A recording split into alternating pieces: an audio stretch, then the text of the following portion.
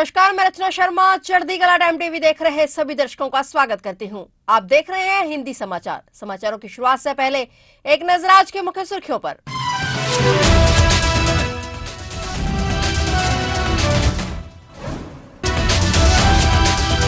अब कांग्रेस को आईना दिखाएगी मोदी सरकार। आज लोकसभा में पेश हो सकता है श्वेत पत्र।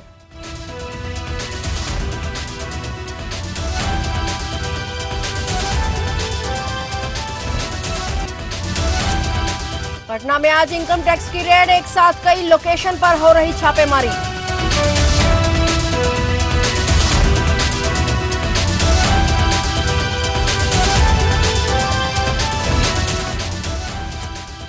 सुखबीर बादल को बड़ा झटका, पार्टी के वरिष्ठ नेताओं ने छोड़ी पार्टी।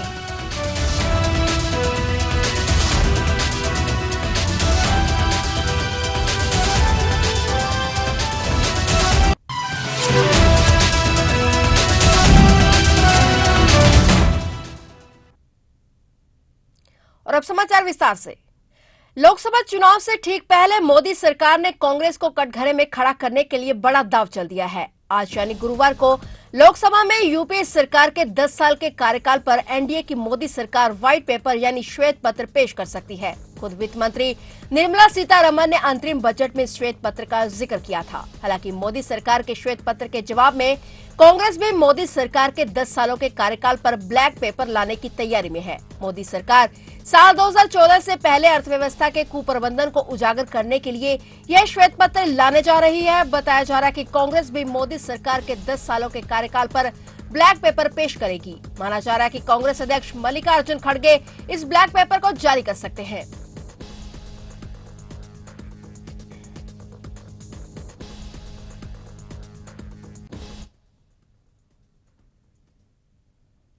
बड़ी खबर राजधानी पटना से है, जहां इनकम टैक्स की टीम ने दबिश दी है। आयकर विभाग की टीम ने बिहार सरकार के अलग अलग विभागों में बेल्ट्रॉन के माध्यम से डाटा एंट्री ऑपरेटर समेत अन्य मानव बल मुहैया करवाने वाली कंपनी उर्मिला इन्फोटेक के 10 ठिकानों पर एक साथ छापेमारी की है। राजधानी पटना में अविनाश कुमार सिंह के खाजपुरा स्थित आवास और पाटलिपुत्र कॉलोनी स्थित टेक्नोलॉजी पार्क के कार्यालय में एक साथ छापेमारी की गई है। जानकारी के मुताबिक इस कंपनी के दिल्ली में भी 2 अन्य ठिकाने हैं। पटना में हुई सुबह सुबह इनकम टैक्स की रेड को लेकर अफरा तफरी मची हुई है।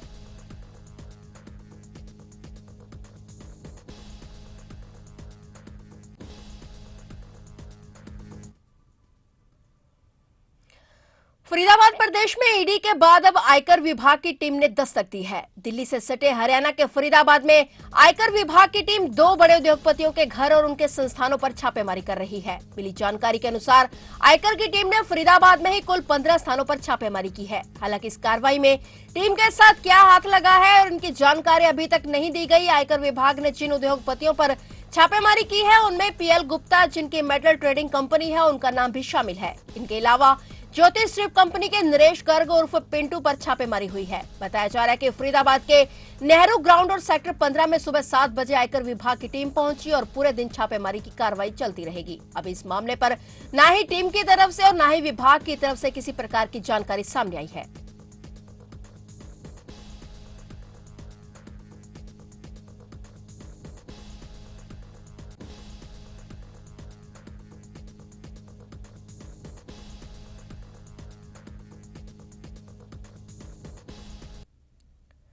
पंजाब भाजपा अध्यक्ष सुनील कुमार जाखड़ ने 8 फरवरी के बाद दोपहर 2:30 बजे प्रदेश के सेलों के संयोजक और सह संयोजकों के साथ बैठक बुलाई है। बैठक में अब तक प्रदेश में लोकसभा हलकों में सेलों द्वारा पार्टी के लिए कामकाज पर चर्चा होगी। प्रदेश सेल कोऑर्डिनेटर संरजम कामरा ने बताया कि बैठक 2 घंटे चलेगी, जिसमें गुजरात के पूर्व मुख्यमंत्री और पंजाब भाजपा प्रभारी विजय रूपानी, प्रदेश के सह प्रभारी डॉक्टर नरेंद्र रैना और प्रदेश संगठन महासचिव मंथिरी श्रीनिवासलू भी मौजूद रहेंगे।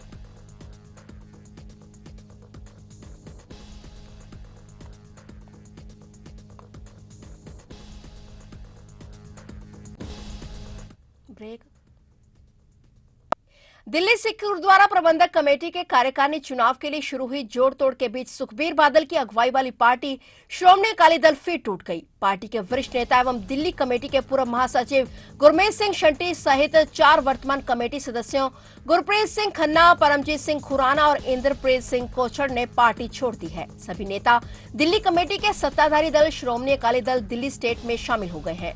बुधवार को हुए इस ऐतिहासिक सियासी घटनाक्रम से दिल्ली की सिख सियासत गर्मा गई है। दिल्ली सिख गुरुद्वारा प्रबंधक कमेटी के अध्यक्ष हरमीत सिंह कालका और महासचिव जगदीप सिंह कालो ने उक्त नेताओं का स्वागत किया और पार्टी में विधिवत रूप से शामिल करवाया। साथ ही कहा कि लोग दिल्ली कमेटी की मौजूदा टीम द्वारा धार्मिक, चिकित्सा और शिक्षा सहित अन्य क्षेत्रों में किए जा रहे कार्यों और मानवता के लिए निभाई जा रही सेवा के चलते पार्टी से जुड़ रहे हैं।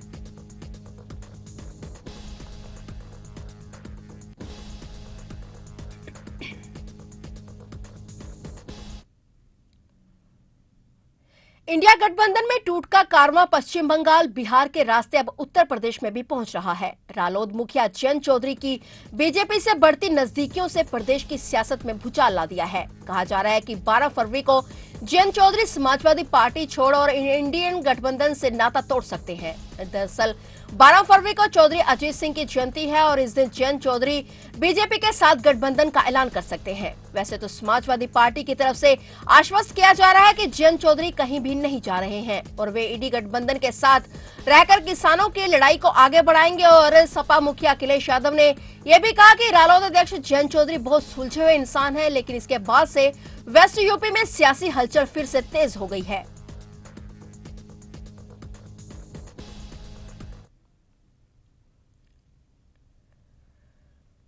पर्ड्यू विश्वविद्यालय में एक 23 वर्षीय भारतीय अमेरिकी छात्र की लाश मिली है। अधिकारी के अनुसार सिर पर खुद को मारी गई बंदूक की गोली से उसकी मौत हो गई। समीर कामत, जो एक अमेरिकी नागरिक था, वह 5 फरवरी को शाम लगभग 5 बजे विलियम्सपोर्ट, इंडियाना में जंगल में मृत पाया गया। मौत का प्रारंभिक कारण सिर में गोली लगने का घाव है और कामत की मृत्यु आत्महत्या से हुई है। इसके साथ ही कहा गया है कि कई अन्य स्थानीय और संघ एजेंसियों के साथ मिलकर वारन काउंटी कॉरोनर कार्यालय द्वारा व्यापक जांच के माध्यम से अब हम मौत का प्रारंभिक कारण और तरीका जारी करने में सक्षम हैं। कामत की मौत अमेरिका में भारतीय मूल और भारत के छात्रों के बीच दुखद घटनाओं में एक है।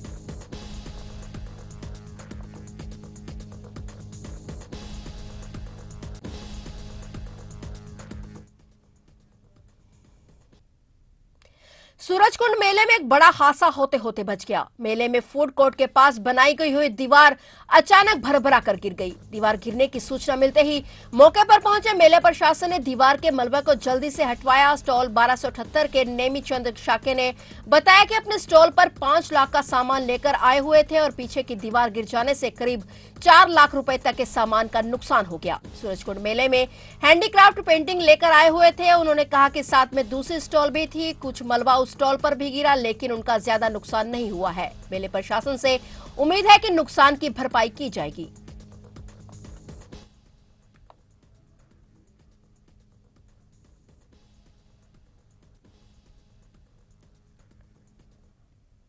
तो अब जाते जाते एक नजर आज की वेदर रिपोर्ट पर।